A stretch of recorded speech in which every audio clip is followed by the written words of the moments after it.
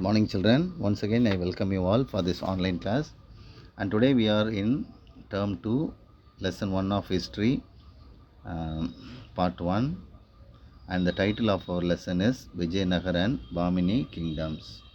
And in this lesson we are going to study about the expansion of Vijayanagar and Bamini kingdoms, administration, military organization, and the economic life of people belong to the particular empires, and also the contribution of Vijayanagar and Bamini rulers towards the field of literature, art, and architecture. So, in introduction, we have the map showing the territories, the boundaries of the Vijayanagar and the Bamini empire. When we look at the left map, it shows the Vijayanagar empire with orange shade, and the capital city of Vijayanagar is Hampi, which is in today's Karnataka. So the territory includes Tamil Nadu, Andhra Pradesh, Karnataka, Odisha, and Bihar. When you look at the right side map, it shows the Bamini kingdom. So the Bamini Sultanate was divided into several provinces, and the 5 important provinces were Bijapur, Ahmednagar, Golconda, Bidar, and Berar. So the Vijayanagar Empire is located in the extreme south. Bamini is located above the north of Vijayanagar Empire.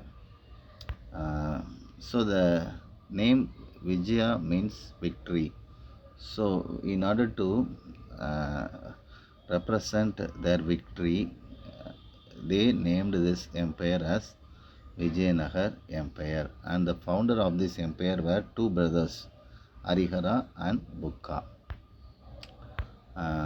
So Harihara and Bukka, they were commanders of a province. So these people were Hindus, and they worked under Muslim rulers. So one day when they visited their worshipping temple, they met a saint. His name is Vijaya Nayak. So this particular saint, he told these two brothers to have braveness, to have courage, and fight against the Muslim rulers, and to chase them back to their own countries, as they were taking control of whole northern part of India, and they dominated their rule in our country. So obeying the instruction given by this saint, these two brothers, they organized a group, and slowly that group, it became very strong, and the Vijayanagar Empire was established. So the Vijayanagar Empire was divided into 4 dynasties. They were Sangama dynasty, Salva dynasty, Tulva dynasty, and Aravidu dynasty. So the time period is 14th century AD. So the famous empire of the Vijayanagar kingdom was located in the banks of 3 important rivers which flow through Karnataka and Andhra Pradesh: river Tungabhadra, Krishna, and Godavari. So on the banks of these 3 rivers, there was a fertile land. So this fertile land, since it had a great wealth, uh, it was a target for the surrounding territories. And these two brothers, Harihara and Bukka, since they were very strong, the enemies could not able to attack and take control of this wealthy empire. So the Sangama dynasty, after the death of Harihara, it was succeeded by his brother Bukka, and after the death of Bukka, it was succeeded by his son Harihara II. So Harihara II was also a great king, He conquered several parts of the uh, Deccan region of South India. So after the death of Harihara II, he was succeeded by Devaraya I. And Devaraya I was also a great emperor. He also captured several territories. And after the death of Devaraya I, he was succeeded by um, he was succeeded by Devaraya II. So Devaraya II was the most prominent king of the Sangama dynasty. And after the death of Devaraya II, the kingdom became weak and it was ruled by weaker rulers. So what happened? Uh, the last king of the Sangama dynasty was Virupaksha II. So uh, this king, since he was weak, his own commander in army killed the king, and he established the next dynasty called Salwa dynasty. So the name of the commander who killed the king Virupaksha II was Salwa, and by his name the next dynasty was established. But the Salwa dynasty never lasted longer. It lasted only for 20 years, and the king, uh, his name was Salwa Narasimha. So he was killed by his own own commander named Naras Nayaka, and finally the Salwa dynasty ended. So after the decline of Salwa dynasty, it was replaced by Tuluva dynasty, and the most prominent king of the Tuluva dynasty is Krishnadeva Raya. So he was the most illustrious ruler of the Tuluva dynasty, and his first target was to capture the small territories which was found in the banks of river Tungabhadra basin. And after capturing those small territories, he started to capture Gulbarga. And also, at one instance, he saved the life of his own friend from the Bahmani kingdom. His name was Muhammad Shah, who was captured by his own minister and was imprisoned. So Krishnadevaraya, along with some army, he attacked the minister and he released the king and gave back the throne to the king. He also forced a war against the Gurjaratra ruler of Odisha named Prataparudra. But Prataparudra offered the king to give his own daughter to get married. So, accepting the offer, Krishnadevaraya gave back the throne to Prataparudra and married his daughter. He also captured the famous city of Raichur from the ruler of Bijapur. He was a great builder. So, after capturing several territories, using the wealth gained by capturing the territories, the King Devaraya, he built several temples. So these are the temples built by Krishna Devaraya, and he built a large fort, and also he imported large number of horses from Arabia and Iran, since he maintained a friendly relationship with the Arabians, Irans and Portuguese. He was also a great patron of literature, art and architecture. In his court, he had eight great chief ministers. They were called Ashtadiggajas. So they adorned the court of King Krishnadevaraya. And the most prominent chief of the court is Penukonda. And Tenali Rama also was part of that group. Uh, so, um, so after Krishna Devaraya, he was succeeded by his younger brother Achyuta Devaraya. Then after Achyuta Devaraya, he was succeeded by Venkata I. Then he was followed by Sadasiva Raya. Then after uh, Sadasiva Raya was a small boy.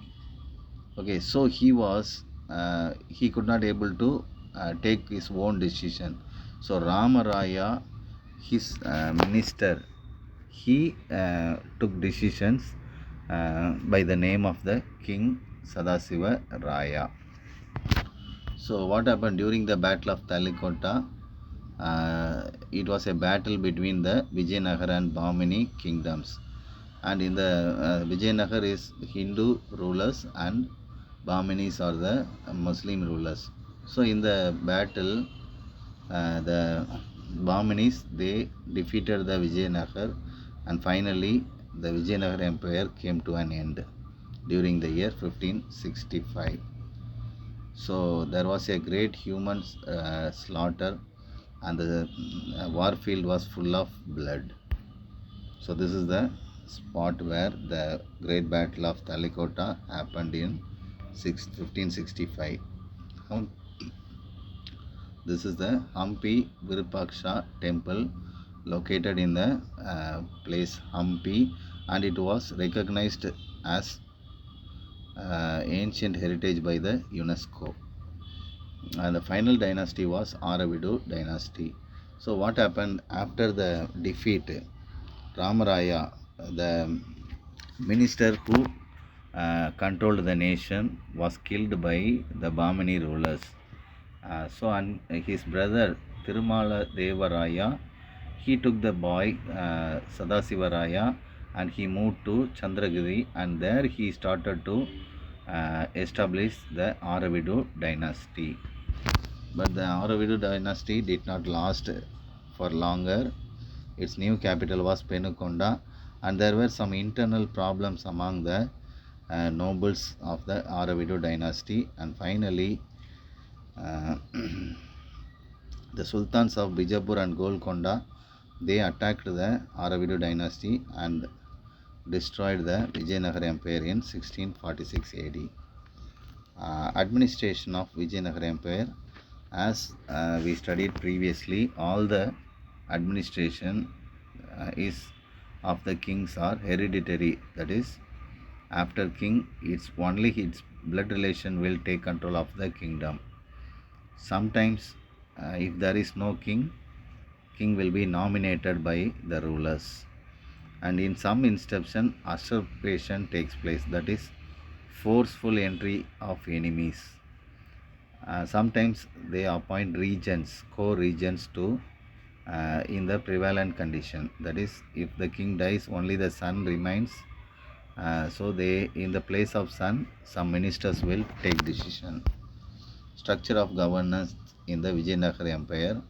The territory was divided into four important parts: mandalams, nadus, talas, and gramas. Like how we have now states, districts, towns, cities, villages.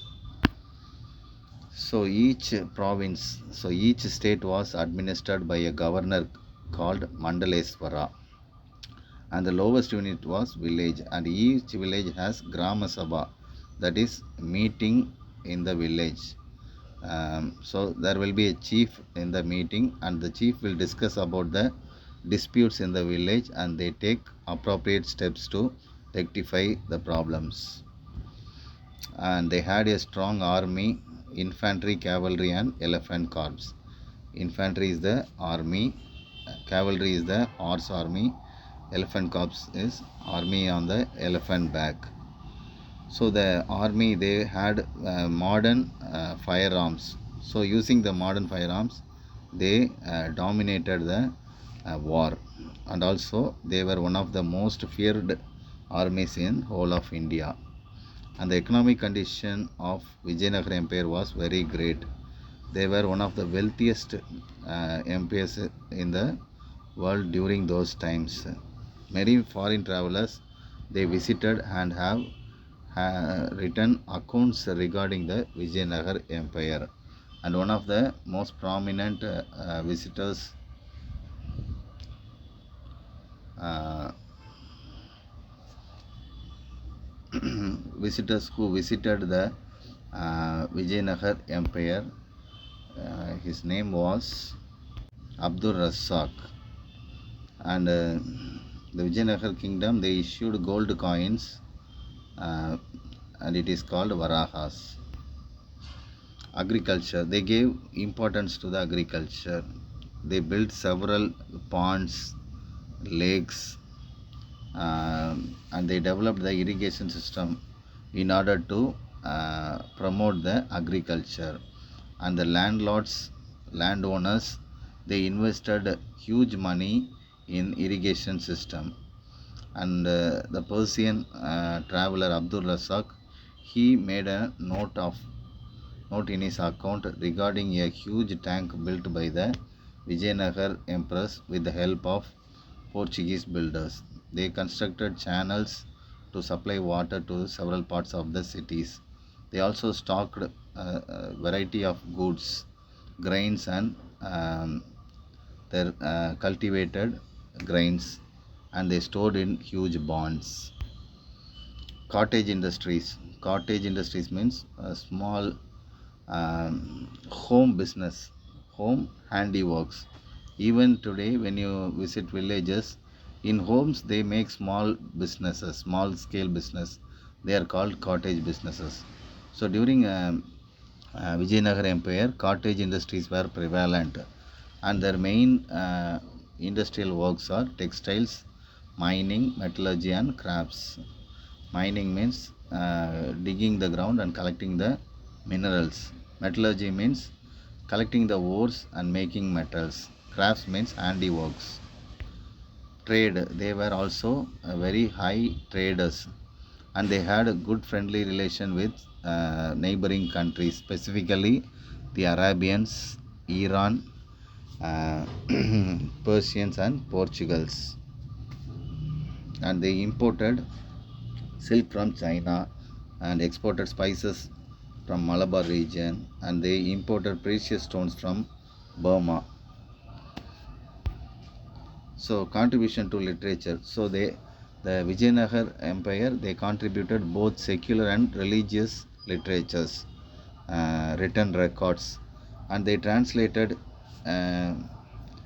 translated different languages, books written from different languages into Telugu, from Sanskrit, Telugu, Kannada, and Tamil. And Krishnadevaraya wrote a famous book Amuktamaditya, which was a great epic in Telugu language, and it was also translated in Telugu language. Tenali Ramakrishna, he wrote a book called Panduranga Hatyam. So the Amuktamaditya book was considered as a great masterpiece for Telugu literature. It was story of Periyalvar, and in the story, Andal, his daughter, was garlanded with flowers. Before wearing it to the deity, first it was garlanded to his own daughter. So they also contributed towards architecture, and they followed a specific style called Vijayanagara style. And the most prevalent image constructed by these Vijayanagara emperors were horses, and also they had a huge mandapa with raised platforms. So that's it regarding the Vijayanagara Empire. Next class we'll study about the Bahmani kingdoms. See you all in the next class.